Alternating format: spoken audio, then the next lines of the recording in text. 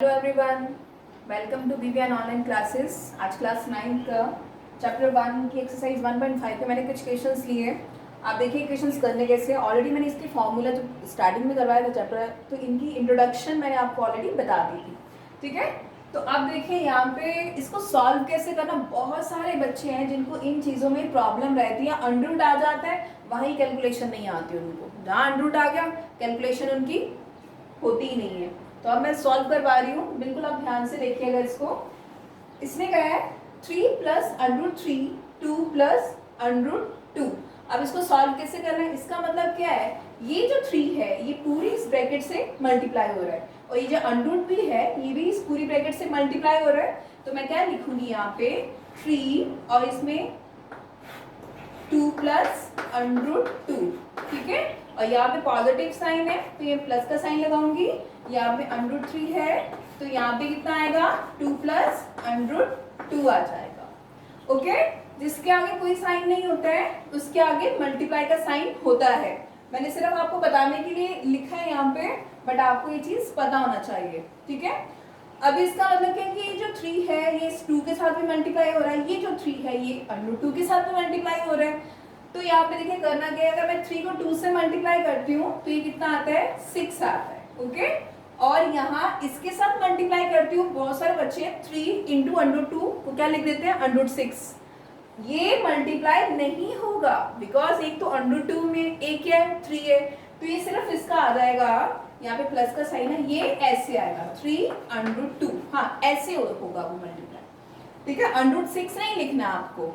अब यहाँ पे आ जाइए इस केस में, अब ये इससे मल्टीप्लाई हुआ। ठीक है, ये 2 है ये अंडर 3 है, तो यहाँ पे इसको मैं 2 अंडर 3 लिखूंगी। अब ये देखिए ये अंडर 2 है ये अंडर 3 है। हाँ, अंडर 2 और अंडर 6, अंडर 2 और अंडर 3 ये मल्टीप्लाई हो सकते हैं, इसको आप अंडर 6 लिख सकते हो। ठीक है, अब देखते हैं, आपको ये छोटी क्लासेस में आपने पढ़ा है कि सिर्फ लाइक टर्म्स होती है वो ही ऐड होती है सब्ट्रैक्ट होती है। ठीक है, लाइक टर्म्स ही ऐड और सब्ट्रैक्ट होती है, अनलाइक टर्म्स को आप ऐड और सब्ट्रैक्ट नहीं कर सकते हो। अब यहाँ अगर मैं देखूं ये 6 है ये अंडर 6 है, मैं इसको ऐड नहीं कर सकती हूँ। Got it.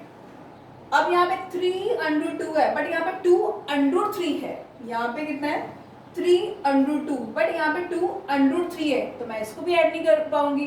तो इसका मतलब यही जो है मेरा आंसर रहेगा। Okay, this is your answer.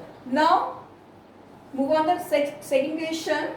Under 5 plus under 2 की होल स्क्वायर। मैंने आपको ये फॉर्मूला भी करवाया था। अगर आपको जो मैं फॉर्मूला अंडर में करवाया नहीं भी याद रखता, बट आप जब 7th 8th में आपने ये वाला फॉर्मूला तो ऑलरेडी करा ही है, a प्लस बी की होल स्क्वायर। आप क्या लिखते हो a square plus b square plus 2ab, या कुछ बच्चे a square plus 2ab plus b square भी कह सकते हैं। Got it. तो ये फॉर्मूला तो आपने ऑलरेडी कर चुके हो ये चीजें, तो मैंने इसको वैसे अंडर में भी सिखाया था। मैंने सिखाया था कि under a plus under b की होल स्क्वायर होती है, तो मतलब अंडर a की whole square plus under b की whole square plus 2ab। 2a कितना है अंडर a और b कितना है अंडर b। अगर इसको ओपन करें अंडर a की होल स्क्वायर, इसका वाला under a into under a, वो a ही होगा, ये a आ जाएगा, ये b ही आ जाएगा, और आप इसको और या इसको आप 2 अंडर a भी लिख सकते हो। ठीक है, ऑलमोस्ट सेम है, आप कोई भी अप्लाई करो बट रूल पता होना चाहिए, सिंपल ये है। अब ये अंडर में अंडर 5 और अंडर 2। ठीक है, अब मैं फॉर्मूला लगाऊंगी, ये इसको मान लेती हूँ ये आपकी a की टर्म है, ये मान लेती हूँ b की टर्म है। अब ये देखिए मैंने आपको दोनों फॉर्मूला बता दिए, जो आपको इजी लगता है आप ऐसे कर सकते हो, बस सॉल्व करना आना चाहिए। अब a की स्क्वायर मीन्स अंडर 5 की होल स्क्वायर, b की स्क्वायर मीन्स अंडर 2 की होल स्क्वायर प्लस 2ab। 2 ये फॉर्मूला वाला 2 है, बच्चे कहते हैं 2 कहाँ से आ गया, ये फॉर्मूला में होता है 2ab, and a is under 5 and b is your under 2।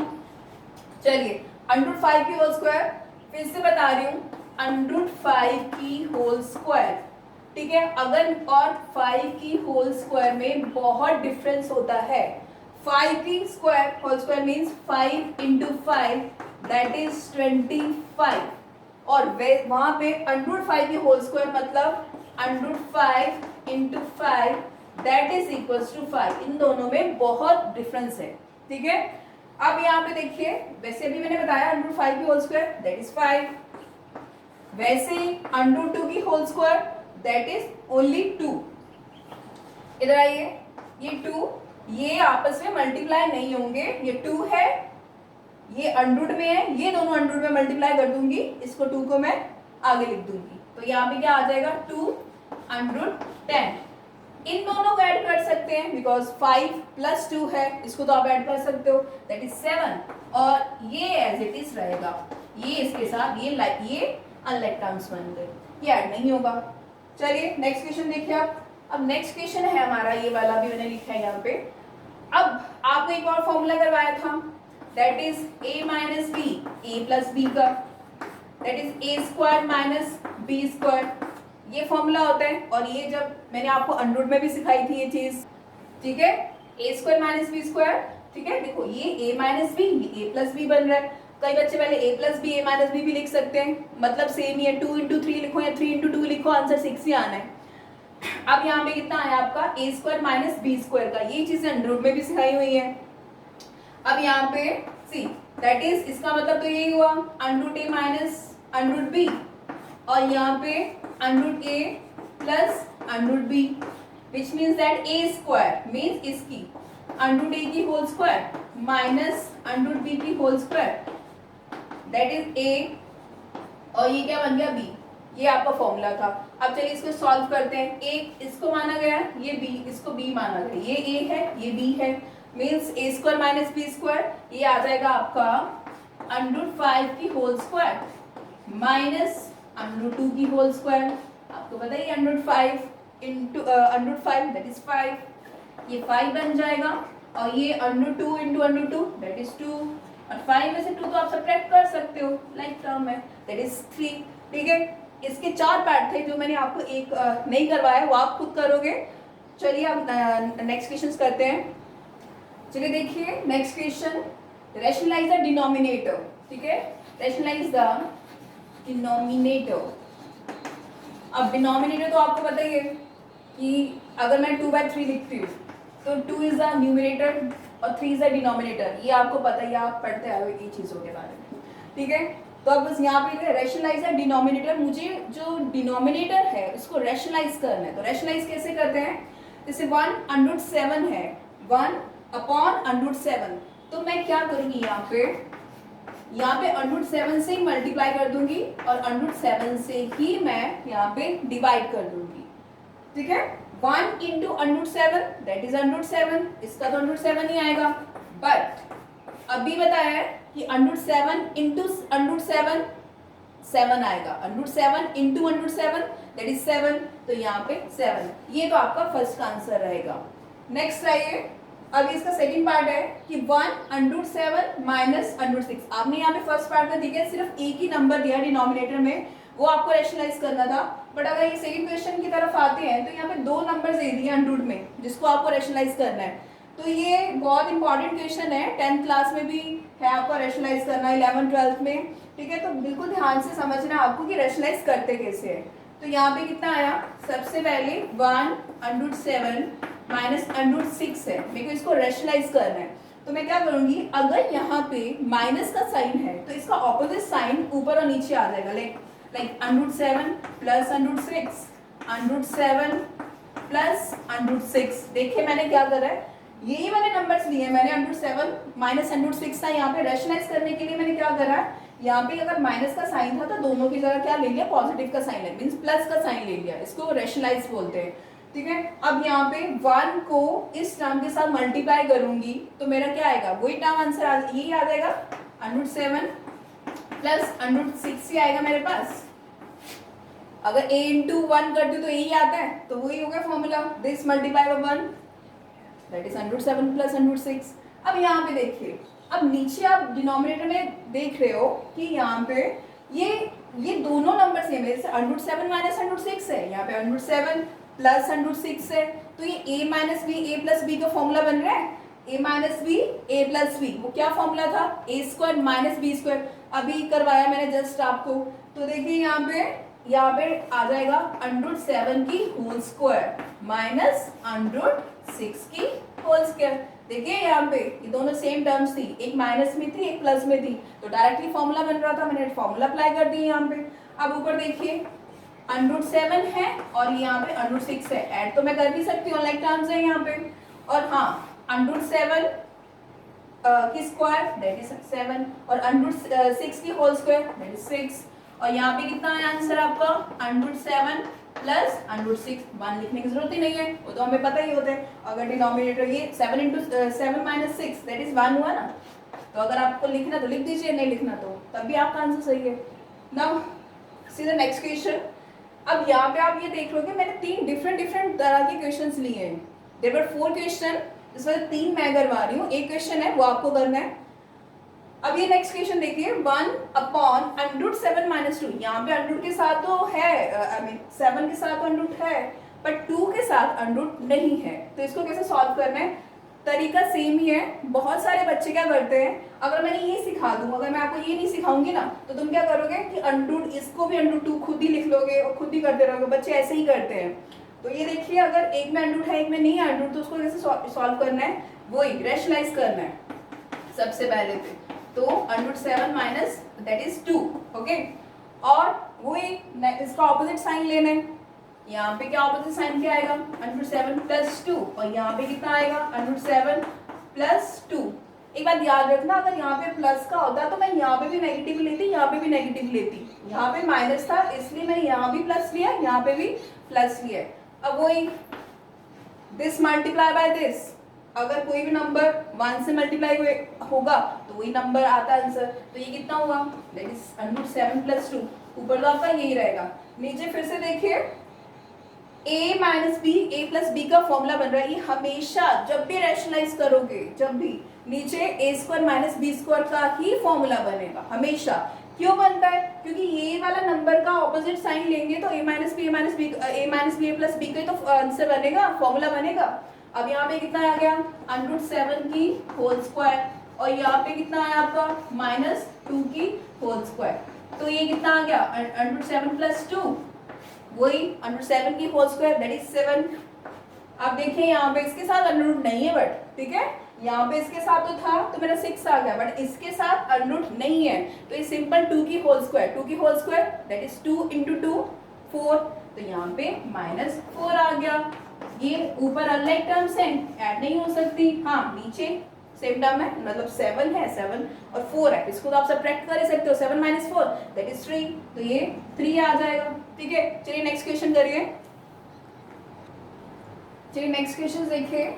ये एक्सरसाइज 1.6 के कुछ क्वेश्चंस लिए हैं मैंने, जैसे जैसे क्वेश्चंस करवाए आपको वो एक्सरसाइज पहले करनी है।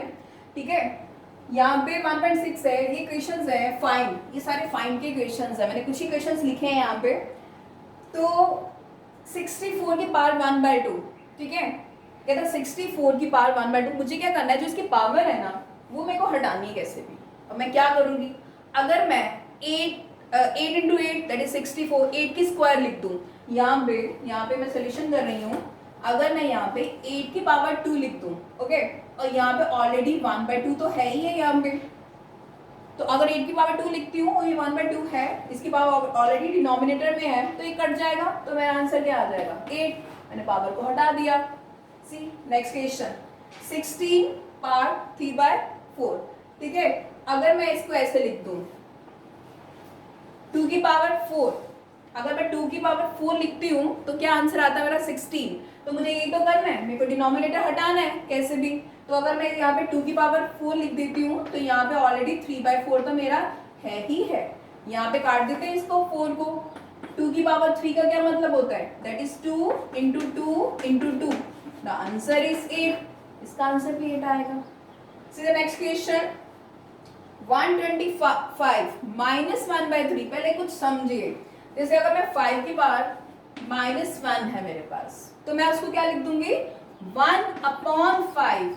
बच्चों को ये पता ही, लिखते ही नहीं है, गलत लिख देते हैं इसमें। अब सीधा नेक्स्ट क्वेश्चन, अगर मेरे पास 5 की पावर मान लीजिए यहाँ पे -3 है, तो मैं क्या लिखूंगी 1/5। डिनोमिनेटर में जाती नेगेटिव पावर जो होती है ना वो पॉजिटिव बन जाती है, डिनोमिनेटर में जाते ही जो पावर नेगेटिव होती है वो किस में बन जाती है, पॉजिटिव। अगर मेरे पास 1/-5 दिया होता तो ऑब्वियसली अगर वो मुझे कहता कि इसको न्यूमरेटर में लेके जाइए तो मैं 5 की पावर -3 ही लिखती वहां पे।